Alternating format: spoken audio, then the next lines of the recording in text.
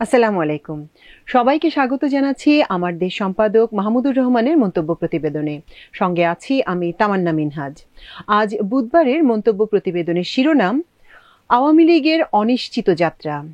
চলুন দর্শক জেনে নেওয়া যাক এই মন্তব্য প্রতিবেদনের আদ্যোপান্ত। গত বুধবারের মন্তব্য প্রতিবেদনে দিল্লিতে পালিয়ে থাকা শেখ হাসিনার রাজনৈতিক মৃত্যু নিয়ে আমার বিশ্লেষণ জানিয়েছিলাম।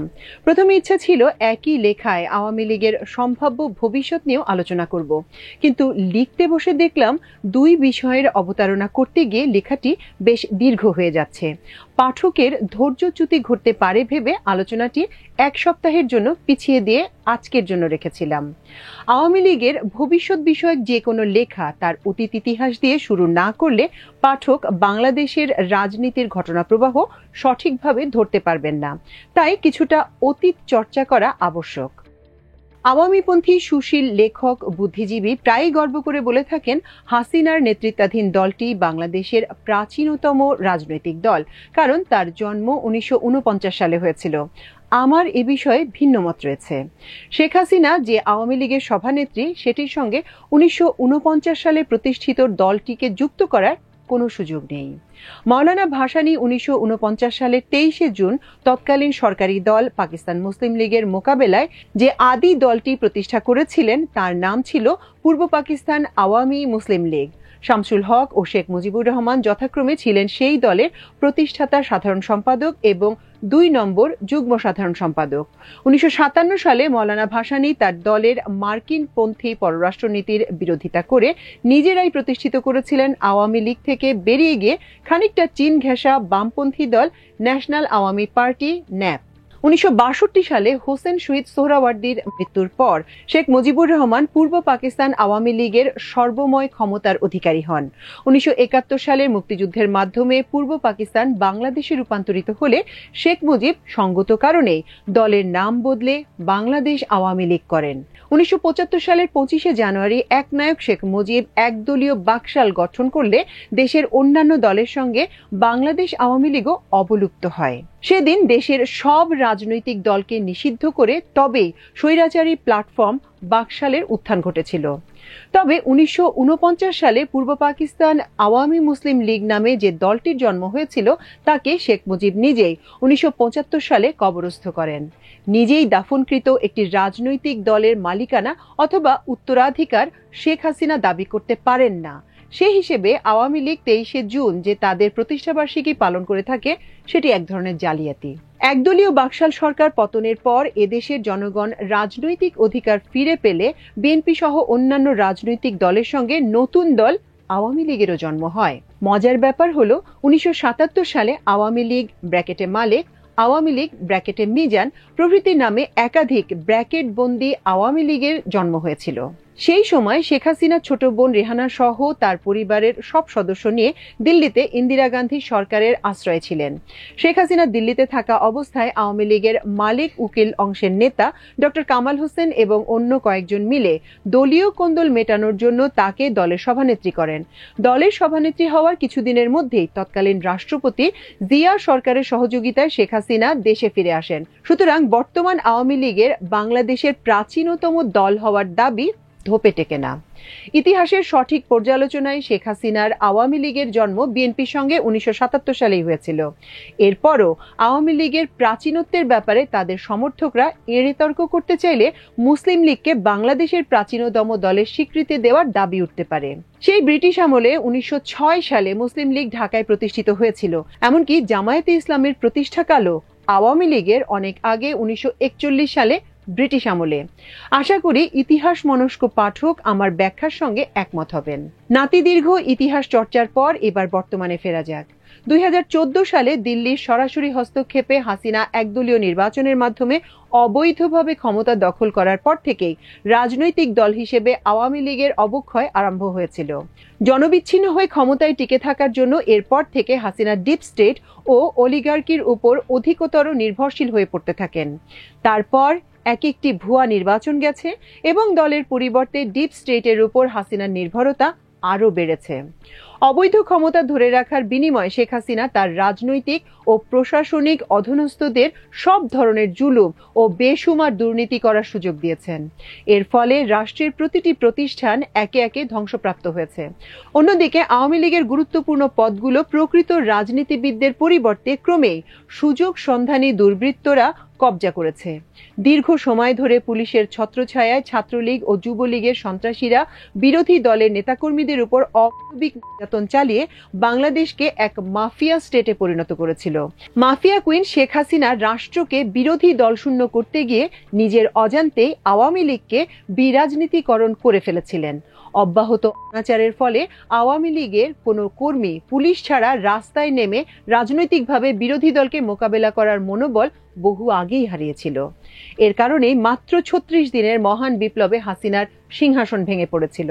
যে মুহূর্তে সেনাবাহিনীর তরুণ অফিসাররা তাদের আন্দোলনরত ভাই বোনদের উপর গুলি চালাতে অস্বীকৃতি জানিয়েছে, আওয়ামী লীগের অধিকাংশ নেতাকর্মী মাঠ ছেড়ে পালিয়ে গেছে। কেবল দলধারী পান্ডারা ৫ আগস্ট পর্যন্ত পুলিশের বাহিনীর পাশে থেকে অংশ নিয়েছে।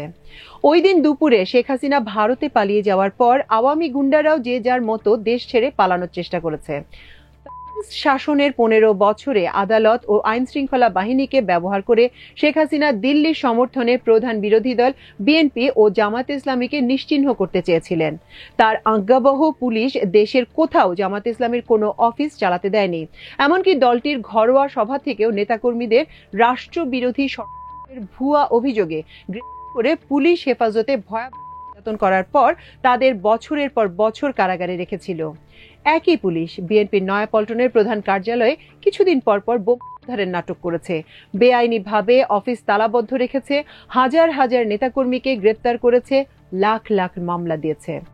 BNP secretary general Mirza Fakhrul Islam আলমগীরের সঙ্গে পুলিশের পোশাকে হাসিনার ব্যক্তিগত বাহিনীর সদস্য মেহেদী বিপ্লব ও হারুনদের জনসমক্ষে অভব্য আচরণের দৃশ্য টেলিভিশনে সারা দেশের মানুষ দেখেছে। জামায়াত ও শিবিরের নেতাদের ওপর পুলিশের যে অসহনীয় নির্যাতন চলেছে তার কিছু ঘটনা আমি নিজে ডিবিতে থাকা অবস্থায় দেখেছি। জেলেও কোনো নেতা আমাকে তাদের উপর নির্যাতনের ভয়াবহ কাহিনী বর্ণনা করেছেন। আশ্চর্যজনকভাবে দশকেরও বেশি সময়ব্যাপী এত সত্ত্বেও দল দুটি আজও আপন মহিমায় যার যার আদর্শ নিয়ে দাঁড়িয়ে আছে। সরকারের আমলেও সময় সুযোগ পেলেই জনসভাগুলোয় তারা নিয়মিত লাখ লাখ মানুষের স্বতঃস্ফূর্ত সমাগম ঘটাতে পেরেছে। বিএনপির নেতা রুহুল কবির রিজভী নানা রকম শারীরিক অসুস্থতা নিয়ে পার্টি অফিসে মাসের পর মাস অবরুদ্ধ থেকেও প্রায় প্রতিদিন সংবাদ সম্মেলন করে দলের পক্ষ থেকে বক্তব্য দিয়েছেন। বিএনপি ও জামায়াতে ইসলামীর সংগ্রামের ইতিহাসের বিপরীতে আওয়ামী লীগ আজ কোথায় দাঁড়িয়ে আছে? মনে হচ্ছে ৫ আগস্ট একদিনেই সারা দেশ থেকে দলটি নেতাকর্মী সহ কর্পূরের মতো উবে গেছে। আওয়ামী লীগের প্রধান কার্যালয়ে পুলিশ অবরুদ্ধ করে রাখেনি। অসংখ্য মানুষের অবরুদ্ধ ঘৃণার বহিঃপ্রকাশে ভবনটি গণশৌচাগারে পরিণত হলেও সেটি দেখভাল করার জন্য একজন নেতাকর্মীকেও খুঁজে পাওয়া যাচ্ছে না। কাদের সিদ্দিকী অথবা রোকেয়া প্রাচীর মতো গুটি কয়েক ব্যক্তি ৩২ নম্বরে ঘোরাফেরা করলেও দলের অফিসে যাওয়ার সাহস করেননি। মোদির আশ্রয়ে পালিয়ে থেকে শেখ হাসিনা নিয়মিত প্রলাপ বকলেও দেশের অভ্যন্তরে বিএনপির রিজভির মতো একজন নেতাও এগিয়ে এসে বলছেন না যে তিনি এই দুঃসময়ে দলের মুখপাত্রের ভূমিকা পালন করবেন। অথচ সরকার এখন পর্যন্ত আওয়ামী লীগকে নিষিদ্ধ করেনি।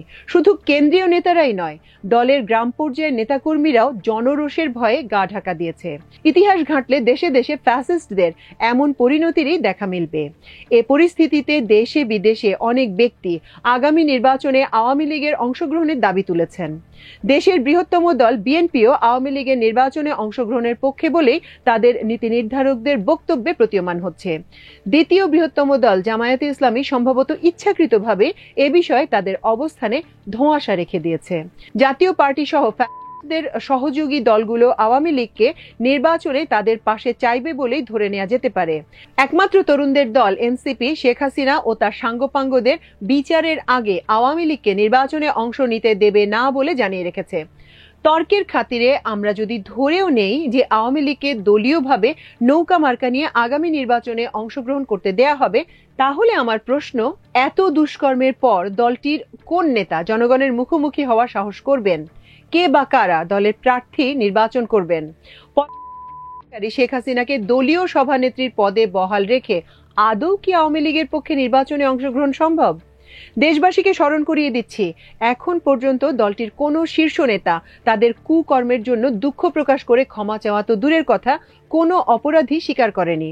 বিপ্লবোত্তর বাংলাদেশে রাষ্ট্রের সংস্কার নিয়ে এত কথা হচ্ছে, কই কেউ তো নির্বাচনের আগে আওয়ামী লীগের সংস্কারের কথা বলছেন না।